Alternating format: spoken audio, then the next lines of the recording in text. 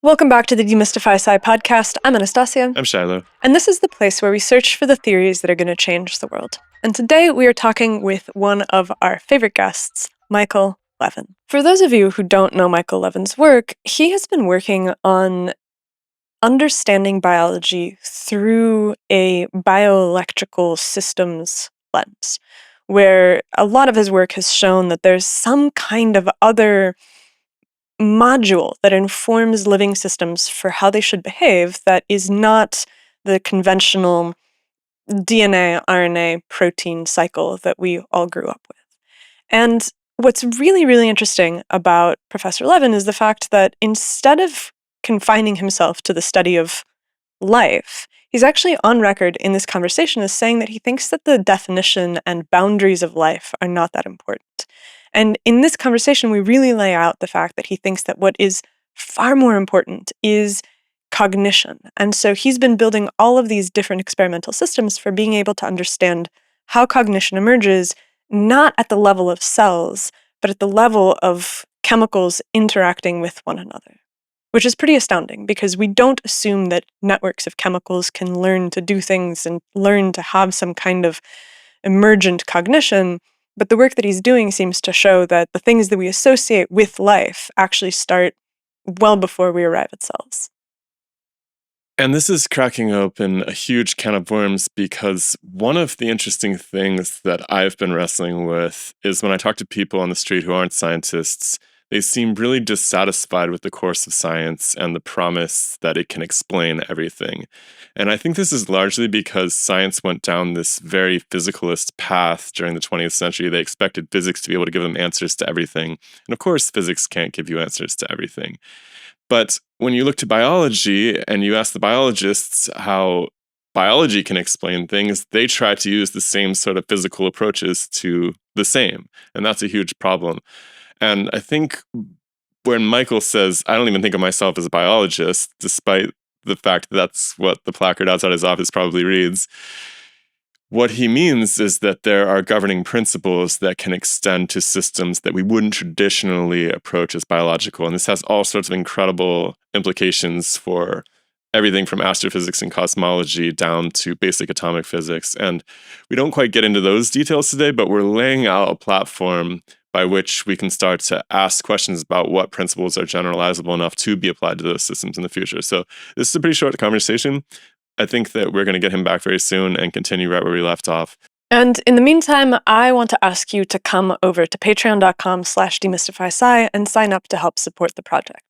We are very dedicated to never having advertisers or sponsors as part of this program because we think that they are inherently antithetical to the process of actually producing a platform where ideas live. And so we depend on you, the audience, to support the project because that's the only way that we can survive. And for as little as 75 cents a week, you can help us power this place. You can help us transition to doing in-person interviews. You can help us host a yearly live event. You can help us take Paradigm Drift on the road. You can help us build this into something that is not just a community of asynchronous people engaging with a podcast, but actually being able to gather over their shared love of ideas and exploring what the future holds. You can also help us prove to the world that you don't have to sell garbage in order to survive as a project that's creating a space for ideas in the world. To that end, if you are already a patron or if you aren't interested in becoming a patron but you want to support the project, you can check out our new designs. We have a couple of hoodies down below in the YouTube shelf. We are also selling our new album from our music project, Secretary of Nature, and we have really exciting news. We have printed our first vinyl records for this project. We are really excited about it. We recorded it here at home.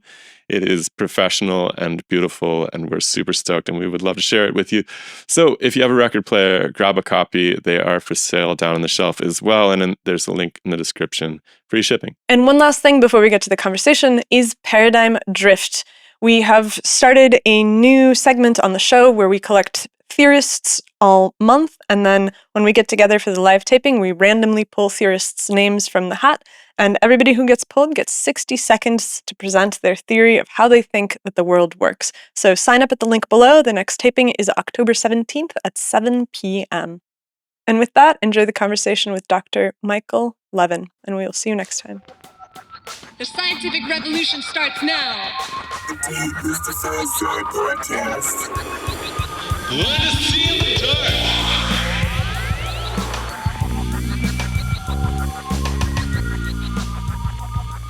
Welcome. It's good to see you again. Great to see you. Yeah, thanks. One of the things that I noticed that you were writing about in the last year is this question of the origin of life and the emergence of biological organisms as being a pretty limited perspective on a proper definition of life. And you also were kind of talking about the processes that precede the emergence of life. And I was hoping that we could talk through some of those ideas a little bit. Because in general, I think that when people think about the origin of life, they think about the fact that there's this steady march towards cells, but there's not really a lot of discussion about the motivation that produces that eventual emergence of cells. And obviously you think a lot about motivation inside of organisms, and now you're applying it to what seem like prebiotic conditions. And so maybe you can just start by laying out what you think happens prior to the emergence of cells and how that changes our sense of what life is and where it begins.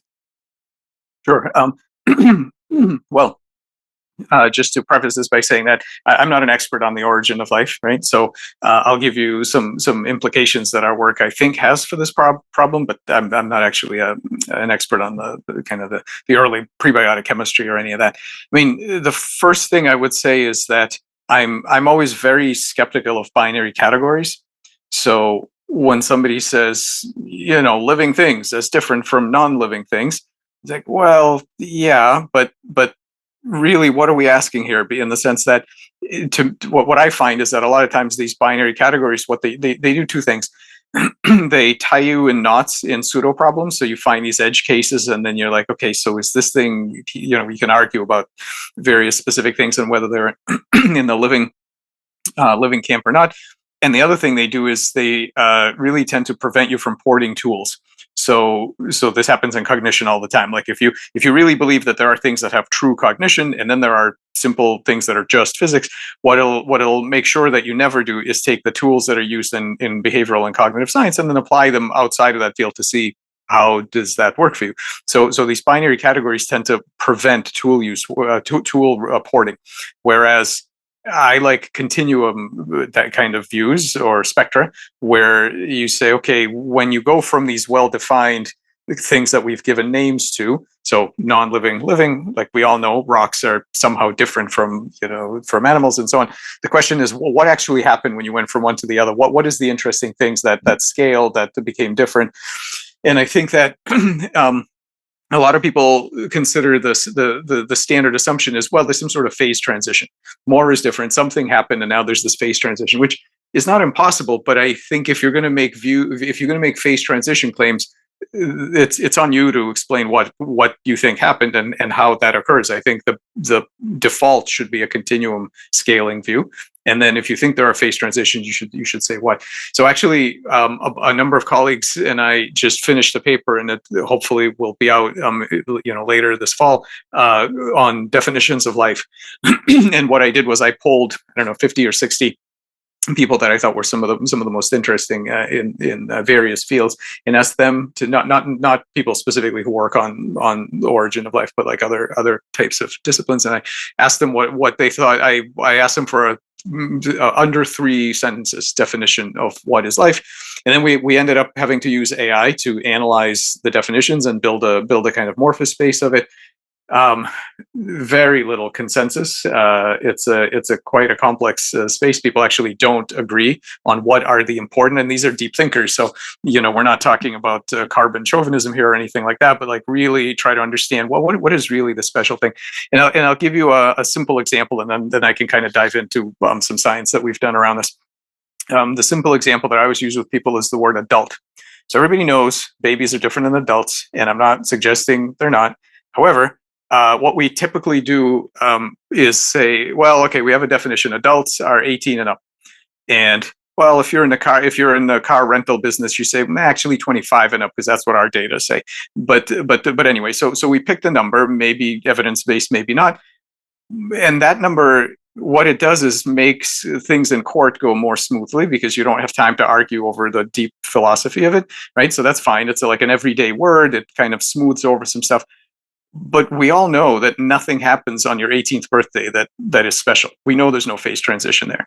And so what it does, if you take that word too seriously and you take it beyond its intended colloquial sort of time saver role, what it does is hide some very difficult problems that we do not have answers to. For example, what is it that happened to you from the time you were a fetus, and what is the meaning of personal responsibility that we're trying to capture with some of this idea of adulthood, and what really are good decisions, and what does happen when you take weird drugs that make you not yourself and make you do things, and if you had more IQ points, would you be more responsible than somebody that had standard human IQ? Like it hides all these things that are really deep and profound. And if we just say, adults, like we all know what that is, you're basically just pretending you know the answer to things you don't know the answers to. So I think life is like that. And I'll pause here in case you want to say anything about that, but then I can tell you what we've actually done on this topic.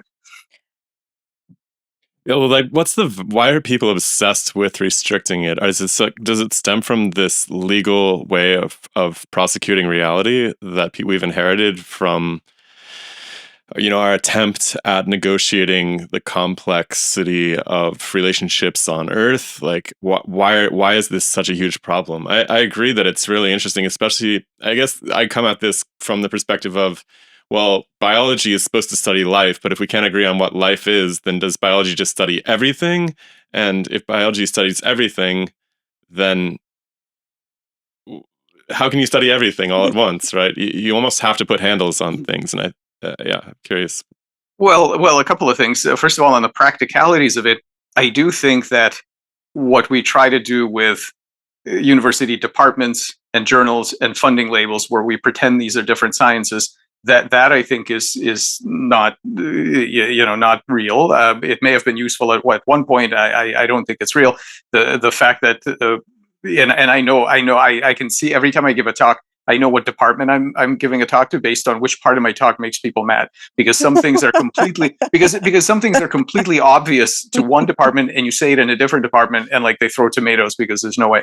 And so like and we've done we've done all kinds of things about showing how like cognitive science, right? Like I think cognitive science to some extent is the science of everything. It is not the science of brains. I don't think neuroscience is about neurons at all. I think it's about cognitive glue, and cognitive glue to some extent occurs in all kinds of weird substrates. The question is though, how much and to what extent, right? So how much of cognitive science can you bring to things that are not brains? Usually not all. Like you might not end up being able to bring language and for your future planning and some things like this, but you sure as hell can bring habituation and sensitization and associative conditioning and things like that. So to some extent, yeah, I think some of these sciences are about everything to various degrees, and this is why you have to get specific, and you can't just make blanket statements about these things. You can always say something without having to say everything, which I think is kind of the key of science. And that's because you get to do experiments and find out, hey, like how well did this set of tools work out for me? I will say that I don't think it's about, we shouldn't knock this too much, because it isn't. I don't think it's about the ways that humans organize societies on Earth.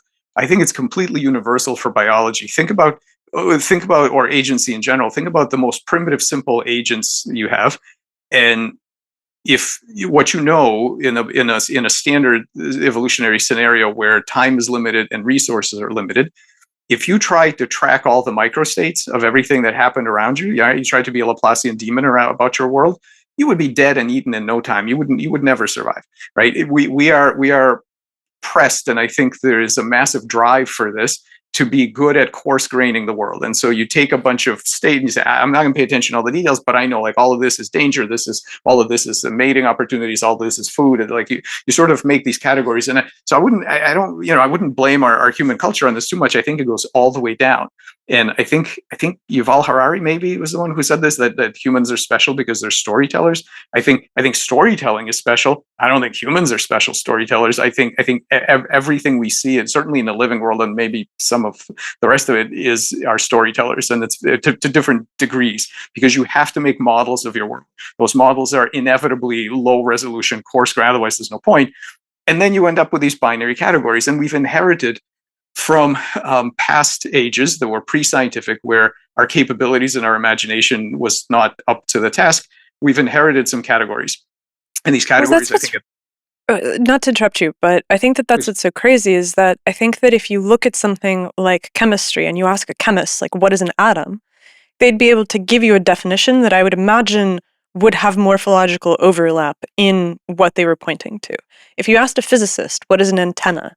They would be able to say, they would be able to give you a description from physicist to physicist that more or less pointed to similar phenomena. And it's only when you get to the stuff that's really poorly understood, like you start to ask, well, what is an electron? What's a proton? What is electromagnetic radiation, that you start to get to places where people start to get divergent definitions. And I wonder if the fact that we can't actually describe life in some way that converges is because there's something that we're missing that we don't understand. And that lack of understanding emerges from the fact that everybody's kind of looking at the same thing, but pointing to different features. Yeah, maybe. I mean, I don't know what to do with definitions, period. I like a very operationalist approach, where I think things are defined by the bag of tools you plan to use with them. So cognitive claims to me are interaction protocol claims. If you tell me that some system has this level of cognition, what you're really telling me is that I plan to use psychoanalysis or cybernetics or control theory or rewiring, like whatever I'm going to use. This is what you're really telling me. And so for Well, and I think that that's actually really relevant, because we have a way of dealing with life that has a different... We talked about this a long time ago, that there's a different moral valence that you have towards something that is alive versus something that isn't. And your work seems to suggest that there is a way to interact with life that, instead of forcing it into conformations, you communicate with it in order to get it to do things that you would prefer for it to do. And so it seems like if we have a decent understanding of when to apply the tools that apply to life, that we might actually be more effective at having the world look the way that we want than we are right now. I think that, and I need to preface this by saying that there are people who do good work on this, Sarah Walker and Lee Cronin and folks like that, who have a specific operational way that they want to define this. It's good science. They should do it. I'm sure good things will come of it. I don't know to me, and it's weird because people sometimes call me a biologist. I don't think life is an interesting category. I think cognition is a very interesting category. And the thing that you just described about the more, our moral stance towards these things and how we're going to interact with them as opposed to micromanage them and all these kinds of, I don't think that's a story about life. I think that's a story about cognition. Now, it just so happens that most of our history, those two things have gone together, and the light and the cognition that is easy for us to recognize. Why? Because we are a certain kind of creature and we like to see things that are like ourselves. Those things it's been kind of good enough, more or less, for eons. It's no longer good enough. It was never real. It was just sort of a heuristic that we could use because of where we were in our development. But we really have to, a lot of people say to me that the way I use words is a category error. They say, look, conventional, colloquial use of intelligence doesn't apply to cells. It applies to brainy organisms. That's how people use the word intelligence. And I say, well, okay, but these categories, were they given to you by God? Like, why are we still beholden to these ancient pre-scientific categories? These categories are meant to advance with the science. And I think scientists and philosophers are supposed to be the tip of the spear on these things. And the colloquial usage, okay, it trails behind some of those findings, but ultimately, the way it should work is that people should count on scientists and philosophers to put a backing to the terminology that's good, and then we can all agree that fine, in court we'll use this set of heuristics or whatever in our daily life, but otherwise, this is really what's going on, and let's not pretend that we can shoehorn reality into categories that were developed thousands of years ago. And so, for life, like if we wanted to, I spend zero time trying to define life, really, but if we wanted to come up with some sort of definition, and again, because I think that it's the spectrum of cognition that's way more interesting, it's not so much life itself, but if we wanted to define life, what I would say is, life is the label that we apply to things that are very good at scaling the cognitive light cone of their parts. So rocks don't excite us because the rock basically has the same competencies as the parts of the rock. The parts do something. It's not zero, by the way, right? I think we can get into that too, but I don't think it's zero cognition, but it's not much, but it's something. And the rock does exactly that. It doesn't do anything more. And living things that we easily recognize as living things are amazing at aligning their parts to do new things in new problem spaces that the parts weren't going to do before. And so the degree to which things are doing that is the degree to which we as observers recognize them as alive. That's what I think is going on. But it's all about, what you said is really critical. It's very important, but I don't think it's about life. I think it's about the spectrum of cognition. It seems to me like we're living through a really interesting moment in the history of science and thought, and really societies in general, where throughout the 20th century, there was this belief that physics could somehow explain everything for us. And there was this coincidental disenchantment with nature, which seems highly unsatisfactory to many people at this point in time. There's kind of this return towards this desire to re-enchant nature. And it seems like when I hear you say something about like the rock having some basal level of cognition, it almost seems like you're pointing to a scientific route to re-enchant nature. Like there is something else happening besides just atoms crashing into each other at scale in all of these processes, from the rock to the organism, to the star, to the cosmos in general.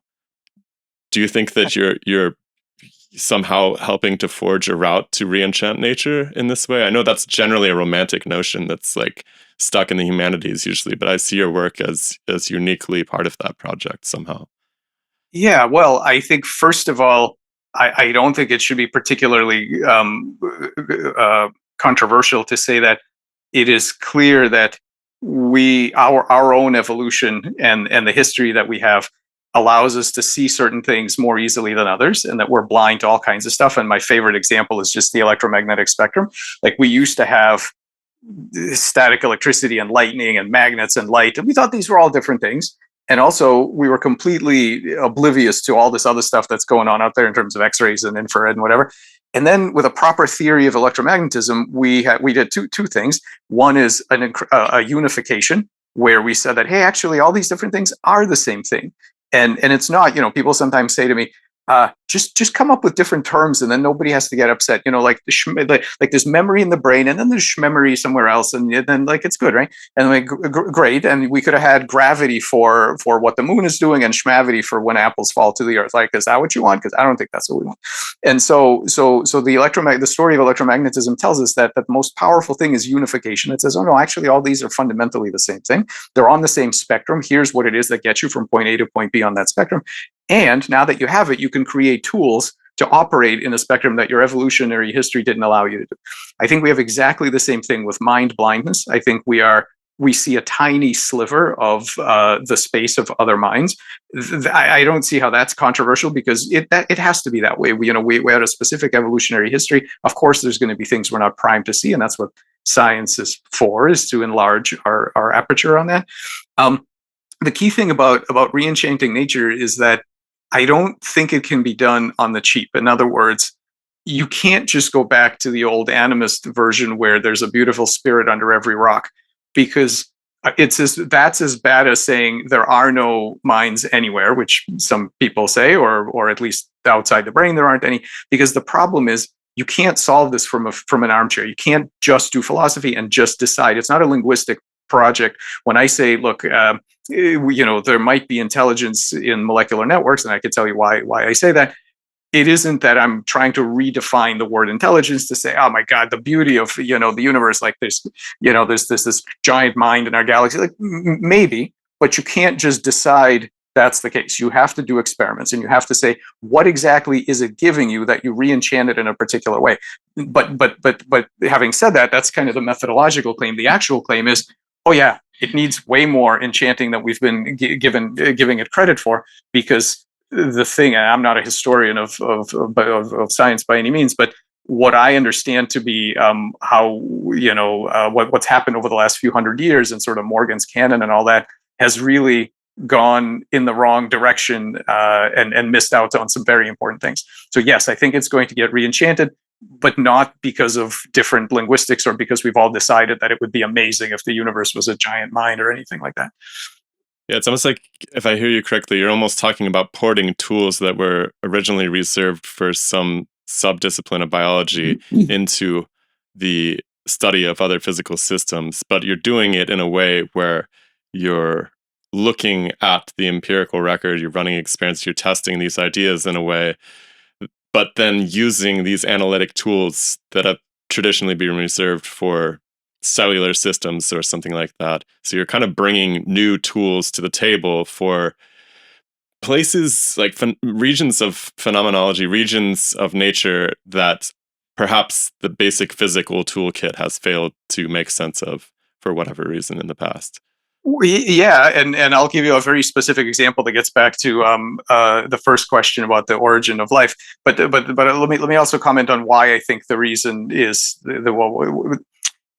I think there needs to be a kind of impedance match between the tools you're using and what you hope to find.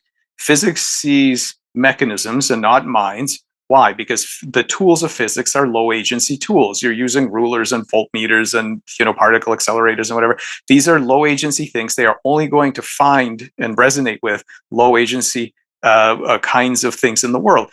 That's not to say those things are not real. Of course, like you can always, when you said before about atoms crashing into each other, if that's the level of observation you want to take as an observer, that's all you'll ever see is atoms crashing into each other. It's not a wrong description of what's going on, but it's not the optimal description. It doesn't capture all the insight.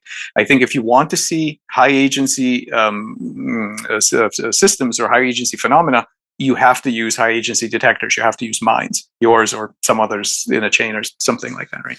And in terms of porting the tools, I'll just give you a simple example. This is the origin of life stuff that I think is relevant, and this is largely the project that Federico Pagozzi in my lab is doing. So prior to that, I had a postdoc, Sarama Biswas, and what I asked her to do was to take models of molecular pathways.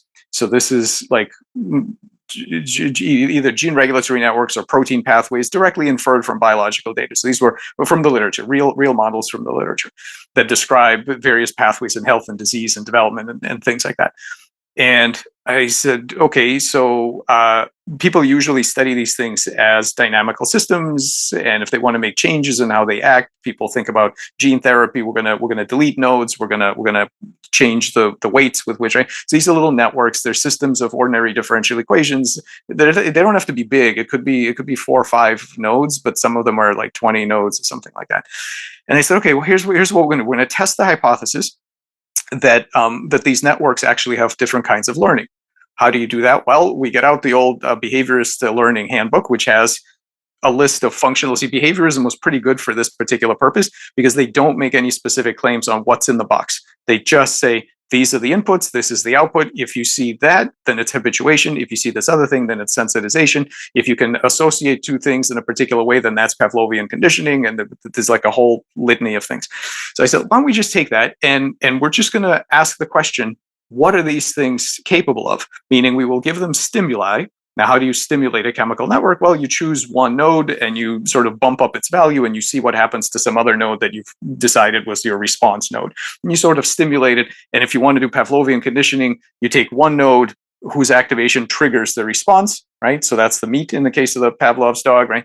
The response is the salivation. Then you take another node, which normally does not trigger that node. So that's the bell. The dog doesn't normally care about the bell. You pair them together a couple of times or some number of times, and then eventually just the harmless or the one that doesn't do anything, the neutral stimulus becomes the conditioned stimulus, and now it does trigger the response, right? So that's the kind of thing you're looking for. It's basically in effect a placebo. You're looking for something that has been associated with something else, and now it starts to. So we looked in these gene regulatory networks, and sure enough, we found 6 different kinds of memory.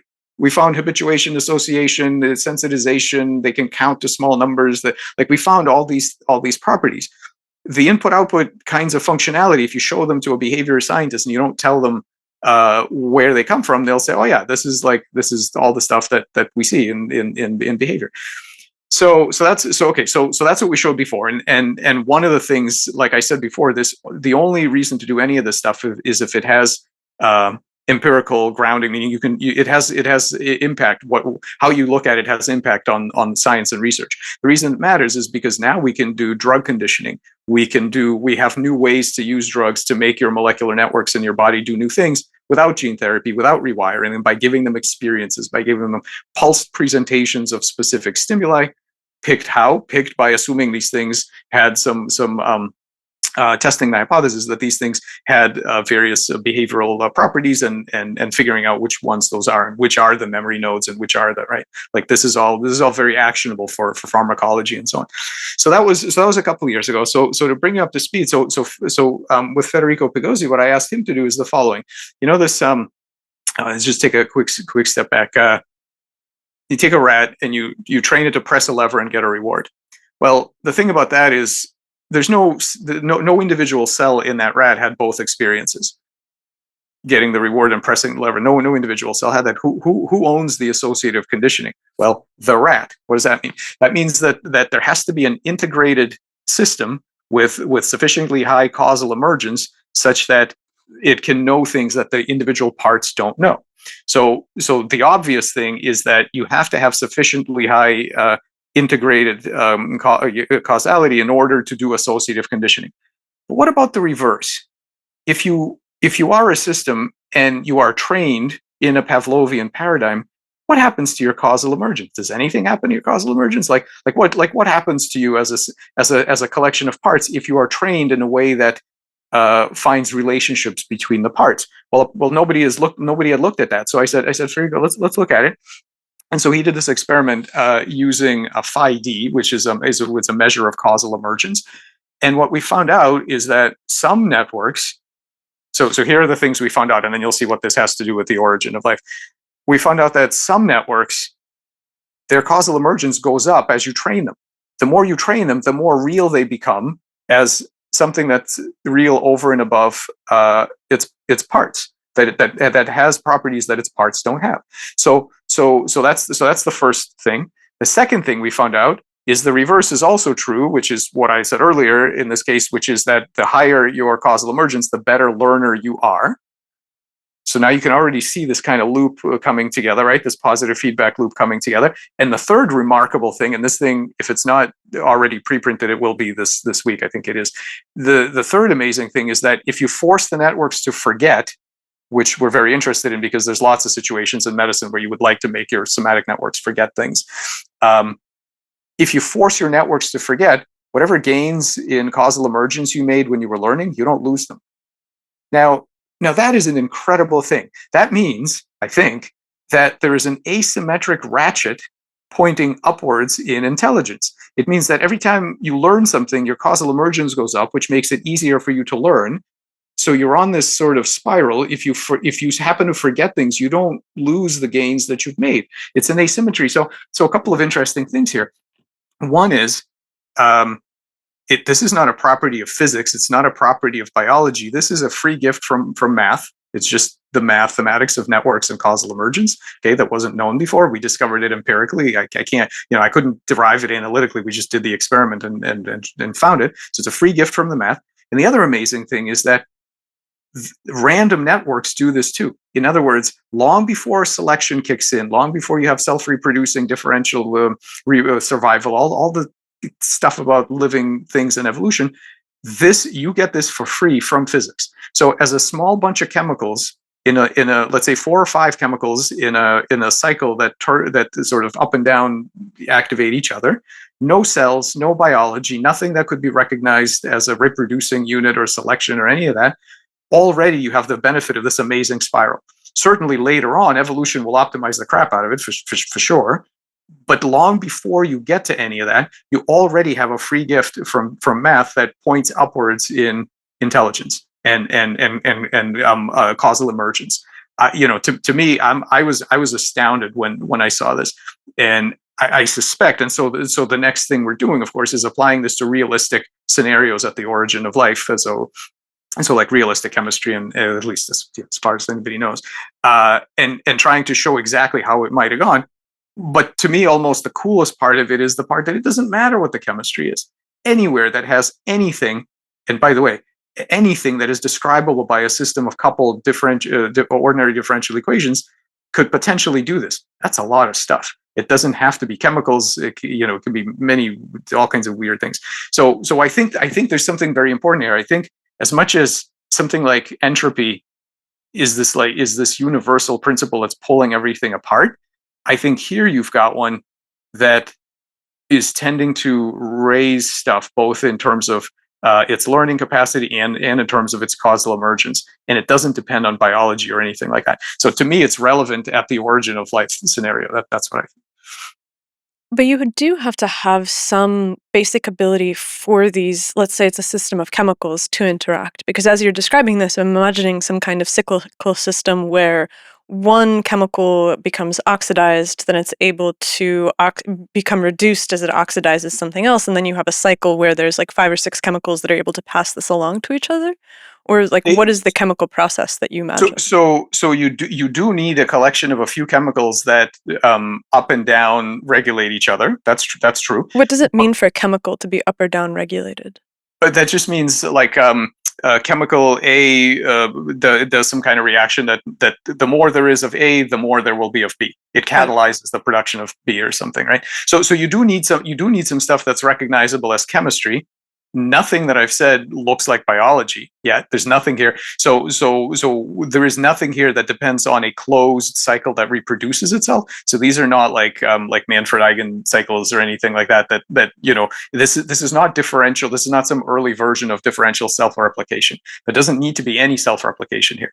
It doesn't. There's nothing here that looks, as far as I can tell, there's nothing here that looks like biology. But you do need some chemicals around. That's true. Okay. Is it like so you're talking about like priming? These individual entities are being primed for future constructions? Yeah, I'm trying to figure out like the experimental like details of it. Is that kind of what you're pointing to?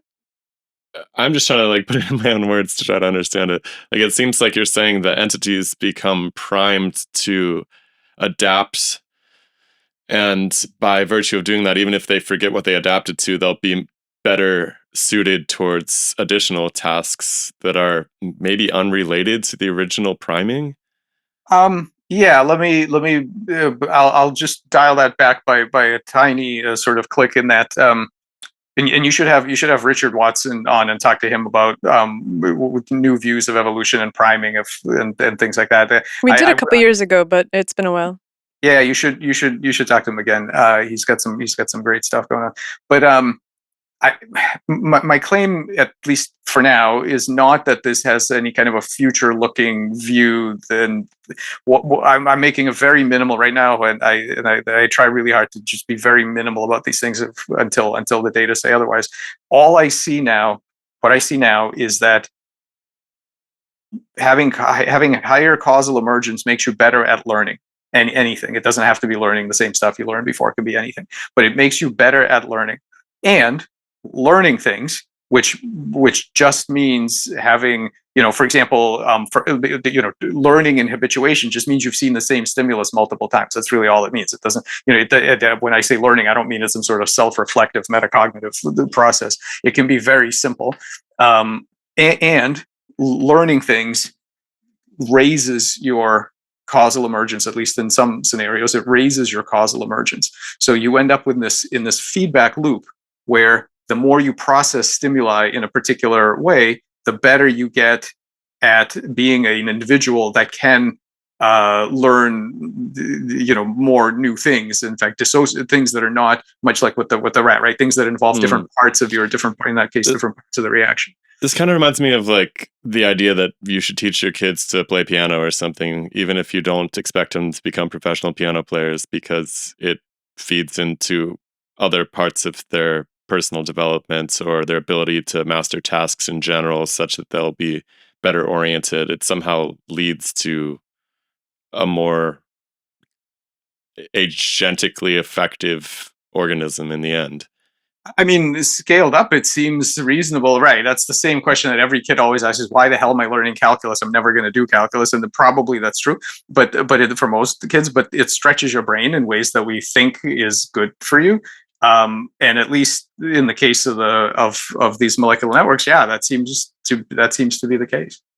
Yeah. So the crazy part is just that it happens with molecules too. Like, it doesn't seem so insane when it happens with a child. Like, I used to know how to play insane classical piano pieces when I was like 10, and I forgot them like a year or two after I stopped studying. And it doesn't seem crazy that would have helped me with lots of things down the path. But for molecules, that is pretty bizarre, I suppose. Yeah, I'm mean, still trying to well- get a good grasp of how this manifests inside of a molecular system. Because, like, let's say you have 5 chemicals, A, B, C, D, E, and you're able to get them to co-regulate in some kind of a system. What does it then mean for them to have this kind of causal emergence in terms of the network effects that you're seeing? Is it the fact that once you have the entire system running, you can take out one of the steps and it'll still run? Like, what does it manifest as? No, we haven't. I mean, that's not a bad idea. We haven't done that experiment to see what that does for the stability of the thing. For under perturbation, we haven't actually looked at that. That's a cool idea. We should do that. No, what it means, and let me just before I forget, I want to just reply to Shiloh's point about, what seems crazy and doesn't seem crazy to us is a terrible guide in these things. Our intuitions are awful. And people say to me all the time, well, you've said this and that's absurd. I mean, you have no idea what's absurd and what's not absurd. Like, we do not know. We are calibrating as we go along, and like with everything else in science, like we have no idea. The fact that you can be surprised that chemicals do this. That's fine. I was surprised too, kind of. I mean, we did the work because I kind of felt like this would happen, but it's okay. It's surprising and amazing. But when people say, "Well, I'm not surprised that we humans do it," like, why? What do you think you're made of? You're made of the same chemicals. And so the fact that people think, well, we're more complex. Well, what does that do for you? We don't know. There's this assumption that just because you're more complex, complexity it sort of hides the multitude of sins. Like why? Well, I don't think it's necessarily complexity. I hate that word because it just, you can almost find it the closer you look at anything. But I think that it's surprising because human beings have this whole abstract layer of personality and the cultivation of something that persists across time, where the physical objects are no longer there. Like, I'm not going to be the same atoms 7 years from now. This should be. I agree, but this should be it shouldn't be that we have this and therefore this other minimal thing is surprising. I think, well, how in the hell do we have this amazing thing given that this is what we're made of? I think we should be stunned. We should be walking around in the state of awe that it is true of us, and ask ourselves, how did we get this? And is it really possible that we're the only ones that have it? And when did it suddenly kick in? That doesn't seem plausible at all. Now that we understand developmental biology and evolution a little bit, that doesn't seem plausible. So maybe like we're really good at it, fine, but maybe we got it from a history of things that were kind of good at it.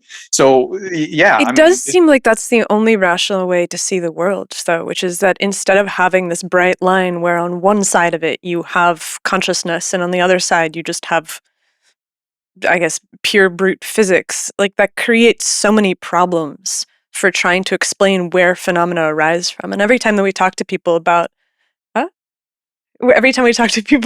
hard problem of consciousness, it's like, why do you place human consciousness as being something that does not evolve from something else? That just seems And just strange. Talking to normal people on the street who aren't scientists, my friends who are musicians or whatever, they have a really hard time with science in general because they feel like it has squeezed the life out of the universe. Like, it's put it in this little box, which is like humans and cats and stuff, but that everything else is just somehow excluded from that picture. And that's the transition I was trying to allude to earlier, that I see kind of unfolding with, at the extreme, the desire to put life into everything, which I think is perhaps a mistake as well. And I know you don't like that word life, and I probably don't either. It's confusing, but but the fact that there should be some shared attributes of what's driving these insane abstract systems of human beings through these modes of learning and so forth that is evident at other regions of the universe we wouldn't typically associate with organisms. I guess that isn't surprising. It does make a lot of sense, and I think it's quite reassuring to people once they come to grips with your work in general. Well, yeah, I mean, I think what you're pointing to is something that John Vervaeke and others have called the crisis of meaning. And I think that it's true that the science, the way it's normally taught and discussed, between neuroscience and physics and some philosophy and some other things, basically have done away with there's no free will, and it's every man for himself because competition of evolution, and it's we're all, but that's the story. And so without replacing that with anything, right? It sort of pulled the rug out from, and rightly so. We don't want these things based on fairy tales. We want these things if we can have them, but we want them based on good science. But we're sort of, we've gotten down to the bottom of this well by throwing away a bunch of stuff and saying that what you all thought is inconsistent and doesn't really work. Fine, but now we got to climb up the other side and say, okay, so here's how we rebuild it. And that's very hard work. That's what I think a number of people are doing. I hope that's what we're doing. But that's really hard work. And you have to always sort of ask what the price of these things are. Like you can't just assume we're just going to re-enchant everything. It's hard work to re-enchant everything, and you have to do it step by step. I will say that, like, I'm glad you guys are saying it makes sense to you. It makes sense to some people, but really, the view, just to be clear, the view that I'm putting forth is a very unpopular view from both sides. Because on the one hand, you have the materialist, reductionist, regular scientists who say, "Oh my God, you're now setting us back by painting feelings on rocks and things," and then people say stuff like, "Well, next, they say next you're going to tell me that the weather is cognition." You're like, well, actually, I don't know, right? I'm not going to tell you that, but have you tried it? Have you tried training, a weather system? Like, do we know that hurricanes don't habituate to pressure stimuli? Like, these are not. You can't just decide these things. You have to do experiments. This is not something you can just have feelings about. You have to actually try. But so, and that part is that's obvious that people are resistant to that, and I get it, and it's fine. Interestingly enough, the much more kind of angry / energetic reaction comes from the other end, which is the organicist folks. And they say, look here, we have been, for several hundred years, we've been resisting the mechanization of life by pointing out that you can't use these simple machine metaphors for living things. Living things are special. And now I see you putting, computers and cyborgs and whatever on the same spectrum as magical living things. What you're going to do is cheapen the story for all of us. We're all going to end up sliding down to the mechanical end, and you're going to undo, what we've been trying to protect against the mechanization of science and technology. And I keep pointing out that no, it isn't that. I'm not suggesting that you can use machine metaphors all the way up. I'm saying they're no good anywhere on that spectrum. I'm suggesting the exact opposite. I see more minds, not less. And I'm saying, no, it's just the opposite. You should be using some of this magic. Don't try to hoard it for yourself. The anthropomorphism isn't a thing. We're not magic. It goes kind of all the way down. And I suspect it goes very deeply to this idea of scarcity, a scarcity mentality in terms of compassion and love and things like that. It's like, I think people feel that we are barely able to be kind to each other if you now say that even the whatever, the minimal machine systems have some of it. Well, that's it. There's not enough compassion to go around. We can't afford to leak this thing to all over the place. We have to keep it confined. But what if confining it is the thing that makes it scarce in the first place? Like, I think that if you construct a philosophy that says that there is some place where you have to begin to be preoccupied with how you care for it. You've suddenly created a novel challenge, which is that you have to maintain in your mind the schism of these things are worth caring about and these things are not. And it seems easier to have an integrated perspective that this is some kind of crazy system that all aims for the same thing. And the question is really, how do you help it create more beautiful things rather than more horrifying things? Yeah, I mean, this is I'm not an expert on Buddhism or anything like that, but with some Buddhist colleagues, we wrote a paper on this idea of growing the pot, as it were, instead of trying to partition and divide some limited precious chunk of compassion that you have. How do you enlarge your cognitive light cone with respect to concern and compassion and things like that, right? And this idea that, I mean, and again, so in Buddhism, and no doubt in other disciplines, they have this active notion that, yeah, right now, starting out, you don't have the capacity to care for all the beings on Earth. Physically, we don't have that capacity. But you can gain that capacity. You can enlarge your cognitive light cone in a particular way, right? And there, and so this path is actually explicitly pointed out that, like, this is what you should be doing. And so yeah, I think first you have to buy into the fact that there is not a fixed and rapidly dwindling amount of available care around, and that you can actually increase it, and that what you need is not increasingly Baroque stories that draw distinctions between us. And humans are great at this, right? I mean, look at, you're not a historian, but look at the history of people doing horrible things over the tiniest differences, right? They latch on to like the most ridiculous distinctions to say that, okay, those are not like us. They don't know. And even today, I mean, you know the data on women in hospitals not getting enough analgesics and things like this, because we as humans are constantly drawing this in-group out-group kind of distinction, and then they don't feel like pain like we do. They're sort of different.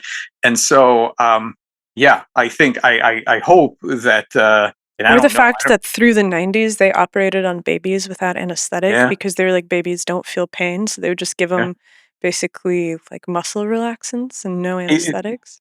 It boggles the mind who can come to that conclusion and how you would come to that conclusion.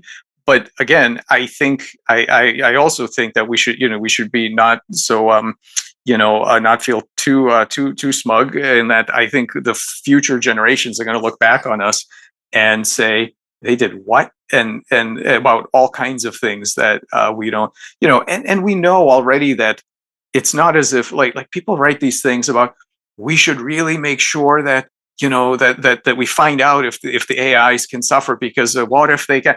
Okay, we know cows and pigs can suffer, and yet factory farming. So we know that it is not the case that once we find out what's going on, then we shape right up. Like we know that's not the case. But at least so it's not a sufficient condition, but I think it's probably a necessary condition that we start to understand that we are not unique here in this capacity. And that specifically that we're very bad at recognizing it, and that our stories of algorithms and machines and all of this are not, they don't do the work we think they do.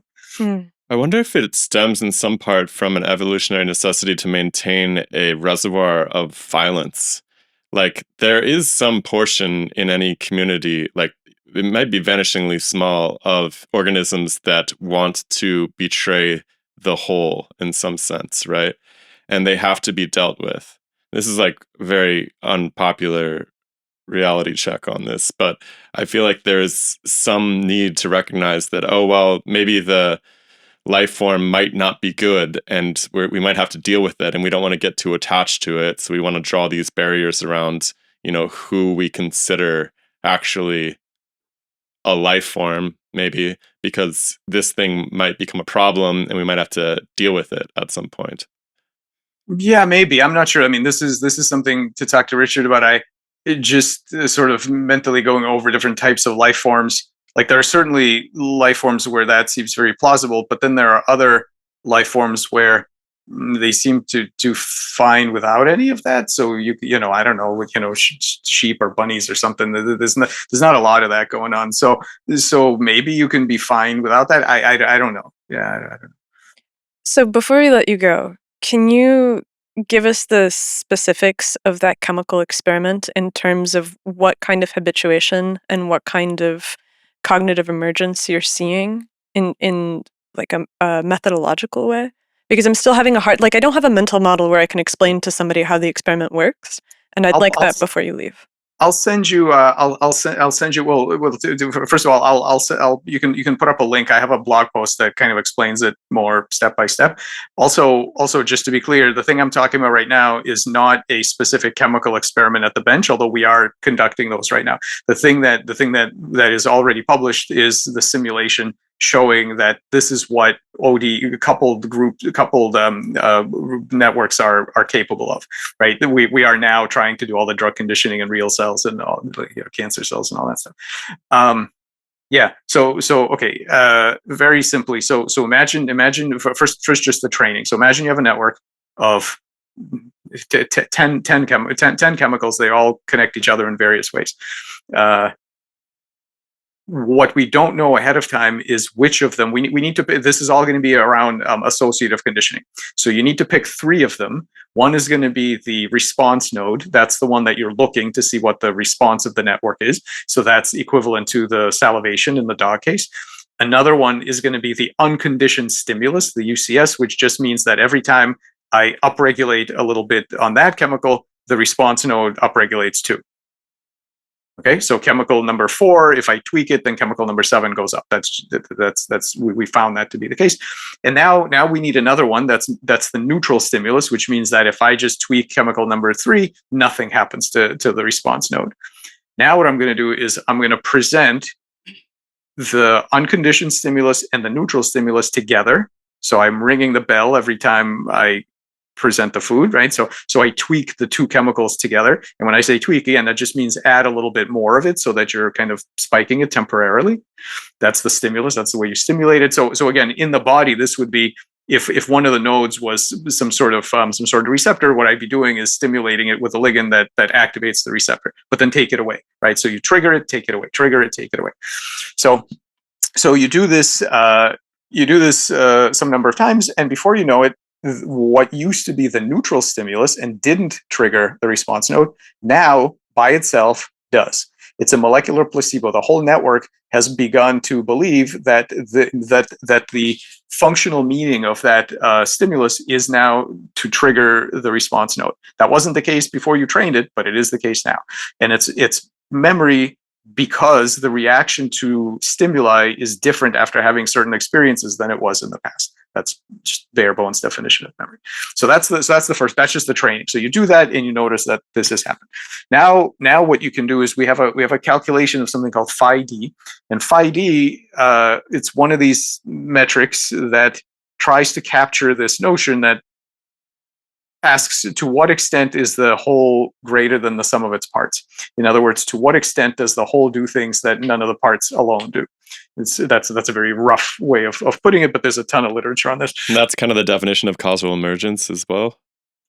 Basically, and I hate to. I mean, the mathematics of it is very crisp, and so I hate to sort of ruin it with my language. But the idea basically is that it used to be that if you wanted to discuss the question of reductionism, is it really do higher levels of systems really do anything, or is it just no? It's just the low level parts that do things, and then we make up these high levels to kind of make us feel better. That used to be a philosophical debate that was been going on for probably thousands of years, right?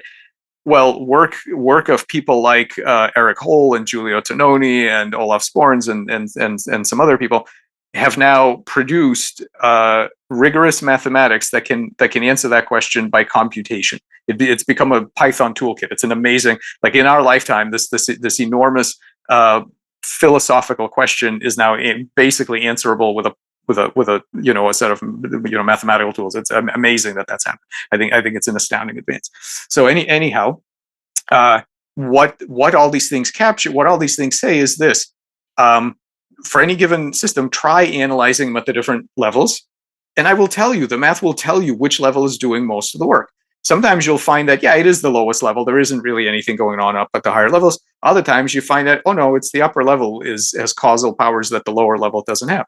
It gives you a quantitative answer to this question.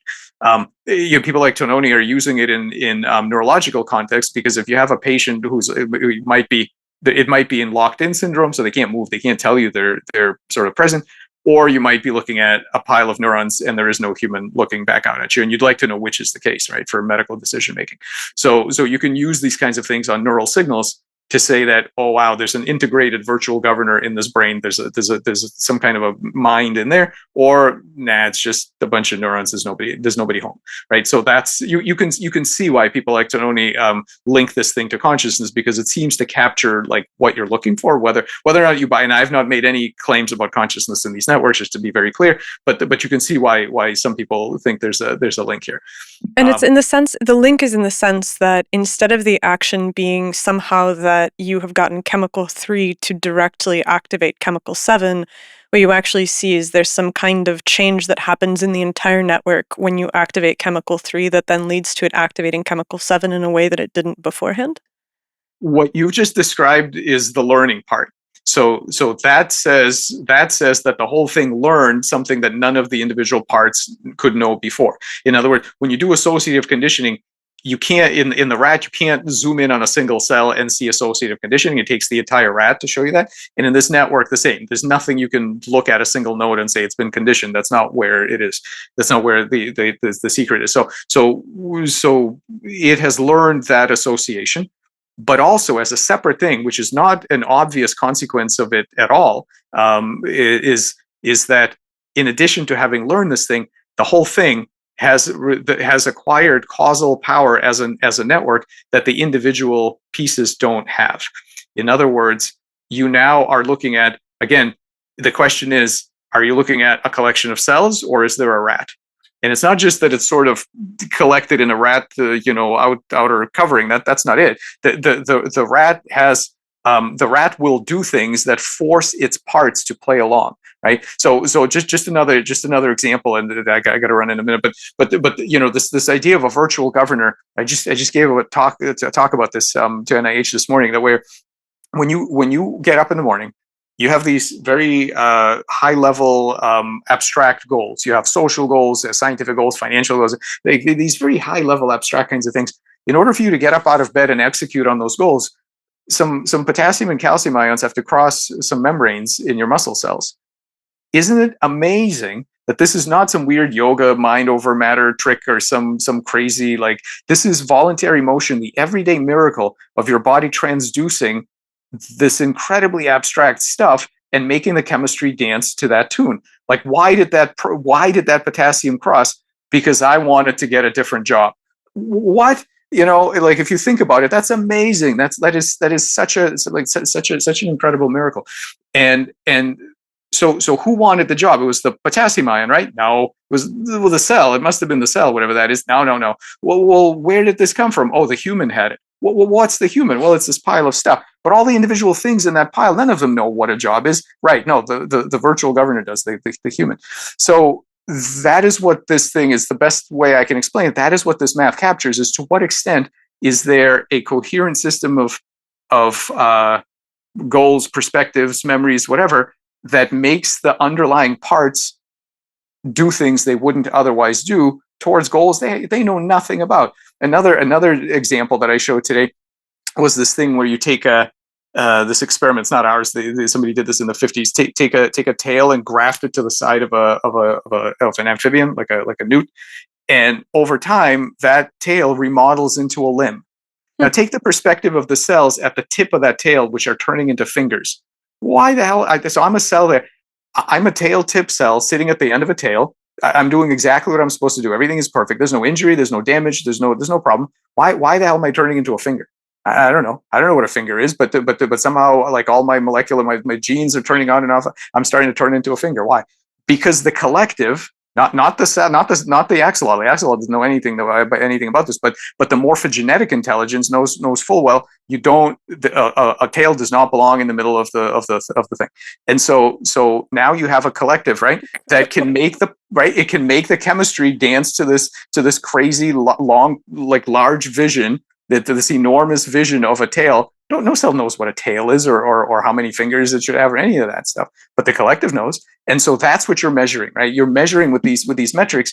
You're measuring the degree to which there's a larger system that has goals and memories and can operate in the space that none of the parts know anything about. And the reason it's called causal potency is because as a collective, your job is to align your parts to these weird abstract goals. If you can't align your parts to make it happen, you're not much of a collective. It's right. So this causal, the ability for the whole to actually make that happen. It wasn't that the cells at the tip of the tail decided that, hey, you know what, we're just going to make fingers now. That they would never do that. Locally, they're totally happy with the stress is low, like they're fine where they are. So that is what's happening here. These networks are gaining this ability. And my guess is that learning is only one of the things they're doing with that ability. Who knows what else? We haven't even begun to ask what else they can do. But most likely there are many other things that will. But at the very least, there's this like crazy ratchet, this asymmetric ratchet that points, this positive feedback loop that points upwards for intelligence and for agency, which I think is pretty cool. Agreed. I mean, an hour is never enough time, but this was fascinating. It's given us a lot to think about. Hopefully we can sit down and do it again for a longer window at some point. Sure. Yeah, anytime. Okay. It was really good to see you. Thanks so much. Yeah, great to see you guys. Take care. Be well. Bye, everybody. Thanks. Bye.